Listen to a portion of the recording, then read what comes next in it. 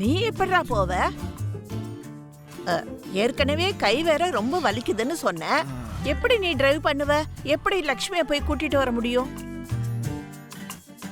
அதுவும் உண்மைதான். கை மேலேயே தூக்க முடியல, ரொம்ப வலிக்குது. ஆனா நம்ம குடும்பத்துக்காக நான் பண்ணிதானே ஆகணும். இந்த வலியோட நீ போனா லக்ஷ்மியை நீ கூட்டிட்டு வரது இருக்கட்டும், அப்புறம் நீயே லக்ஷ்மிக்கு ஒரு பாரமா ஆயிடுவ. அதெல்லாம் ஒண்ணு தேவையில்லப்பா. அப்படின்னா மித்ராவும் போகாம நானும் போகாம லக்ஷ்மி அப்படியே விட்டுடலான்னு சொல்றீங்களா?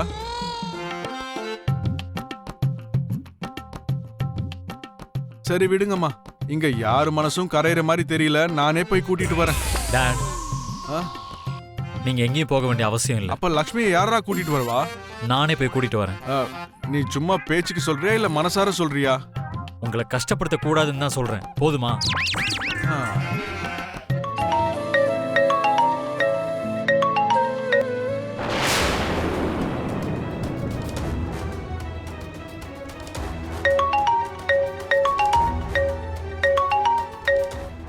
Come on, Janu.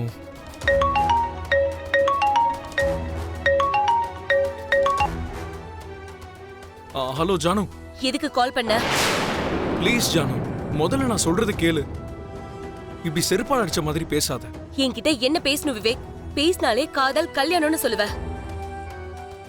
எனக்கு அதுல எதுவுமே இஷ்டம் இல்லன்ற விடாம துரத்திக்கிட்டே இருக்க. இத பத்தி பேசுறதுக்கு தானே நீ ஃபோன் பண்ண? அப்படி இல்ல ஜானு, என் தங்கச்சிக்கு கல்யாணம் ஃபிக்ஸ் ஆயிடுச்சு. அந்த கல்யாணம் மட்டும் நடந்துருச்சுன்னா அதுக்கப்புறம் எனக்கு கல்யாணம் பண்ணி வச்சிருவாங்க ஜானு. அதுக்குள்ள நான் ஏதாவது ஒரு முடிவு எடுத்தாகணும். அதுக்குள்ள நான் உன்னை பத்தி வீட்டுல சொல்லணும். தயவு செஞ்சு உன்னோட கற்பனை எல்லாம் ஒதுக்கி வச்சுட்டு என்னையும் என்னோட காதலையும் புரிஞ்சுக்கிறதுக்கு ட்ரை பண்ணு ஜானு. இல்ல விவேக், நான் சொல்றது கற்பனை இல்ல, இதுதான் உண்மை. அத வேணான்னு உதறிட்டு உன்னோட கல்யாணத்துக்கு சம்மதிக்க முடியாது. ஜானு ப்ளீஸ், இருக்கிற இந்த ஒரு லைஃபையும் பிடிச்சவங்களோட பகிர்ந்துக்க முடியலன்னா அந்த லைஃப் எவ்வளவு நரகமா இருக்குன்னு சொன்னா உனக்கு புரிய மாட்டேங்குது. இப்போ என்ன காதலிச்சுட்டு நாளைக்கு வேற யாரையாவது கல்யாணம் பண்ணிக்கிட்டா நீ எப்படி சந்தோஷமா இருப்ப? உன்னோட வாழ்க்கை முழுக்க நீ ஒரு நடப்பணமா தான் வாழணும். அப்போ நம்ம வாழ்ற இந்த வாழ்க்கைக்கு அர்த்தம் இல்லாம போயிடும் ஜானு. விவேக், உனக்கு கல்யாணம் ஃபிக்ஸ் ஆச்சுன்னா அந்த பொண்ணையே சந்தோஷமா கல்யாணம் பண்ணிக்கோ. எனக்கு அதுல எந்த ஒரு ஆட்சேபனையும் இல்ல. ஆமா, நீ யார கல்யாணம் பண்ணா எனக்கு என்ன பிரச்சனை? நீ கல்யாணமே பண்ணிக்கலனாலும் எனக்கு என்ன பிரச்சனை? தயவு செஞ்சு இந்த கல்யாண பேச்சை இதோட விட்டுரு. பாய். ஜானு,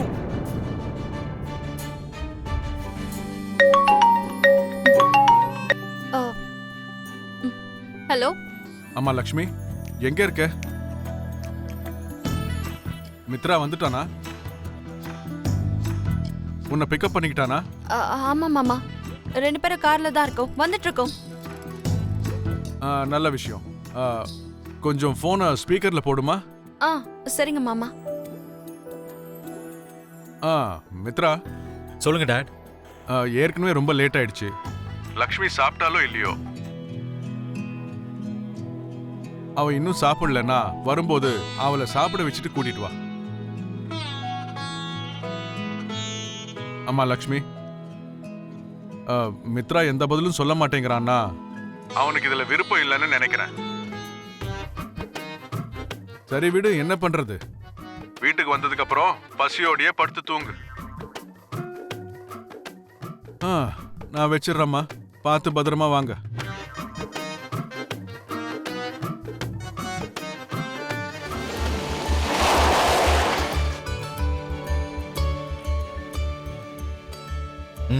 இறங்கு.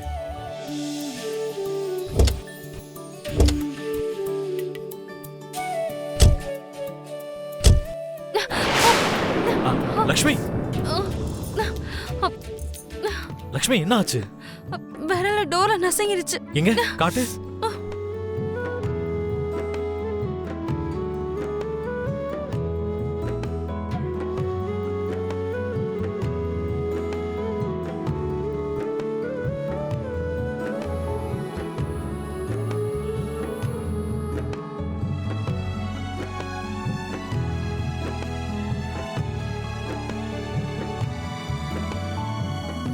கொஞ்சம் பார்த்து மூடி இருக்கலாம்ல. கம்பெனியில் ரூல்ஸ் லொட்டுலஸ்க்கு இருக்கிறத பற்றி சொன்னா பத்தாது. மற்ற விஷயத்துலையும் பார்த்து கொஞ்சம் பத்திரமா நடந்துக்கணும். வா.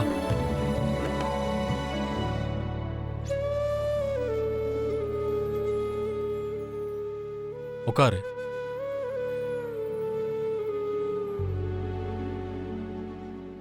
அண்ணா, ஆ? 2 பிளேட் தோசை கொடுங்கண்ணா. எனக்கு உடம்பு சரியில்லை தம்பி, அதனால கடையை மூடிட்டு கிளம்பலான்னு இருக்கேன். சரி, நீங்க கொஞ்சம் ஓரமா நில்லுங்க, நான் தோசை ஊத்திக்கிறேன். சரிங்க தம்பி. என்னங்க உங்களுக்கு எதுக்கு சிரமம்? நான் ஊத்திக்கிறேன், விடுங்க. வேண்டாம் லக்ஷ்மி, ஏற்கனவே விரல் நசுங்கி வழியில இருக்க. இப்ப இந்த எக்ஸ்ட்ரா வேலையெல்லாம் தேவையா? நான் ஊத்துறேன், நீ அமைதியா உட்காந்து சாப்பிடு. இல்லங்கண்ணா. நீ உட்காருன்னு சொல்றேன்ல.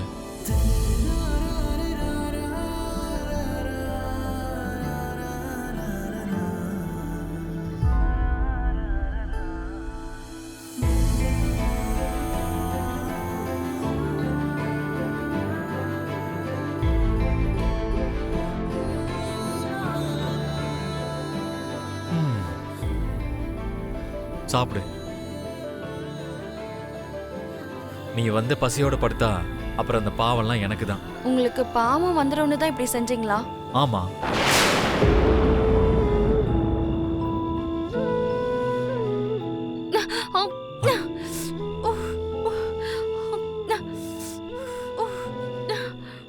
இப்ப புரிஞ்சுதா? கையையும் காலையும் கொஞ்சம் பத்திரமா பாத்துக்கணும்னு. இரு, நான் ஓட்டி விடுறேன்.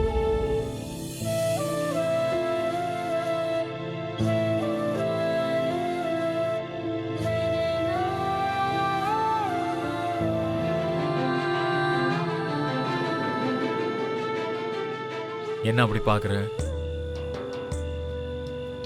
நான் ஒன்றும் பாசமா ஊட்டி விடல. எங்க பாவம் என்ன தாக்கிடுமோன்னு பயத்தால் தான் ஊட்டி விடுறேன்.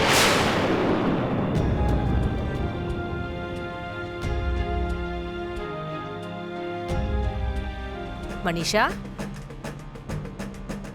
ஆண்டி, மித்ராவை பாத்தீங்களா? இல்லையே. ஏன் ரூம்ல இல்ல? இல்ல ஆண்டி. மித்ரா ரூம்ல இல்லக்கா. இந்த டைம்ல எங்க போனா அவன்? அதுதான் எனக்கும் ஒன்னும் புரியல ஆண்டி.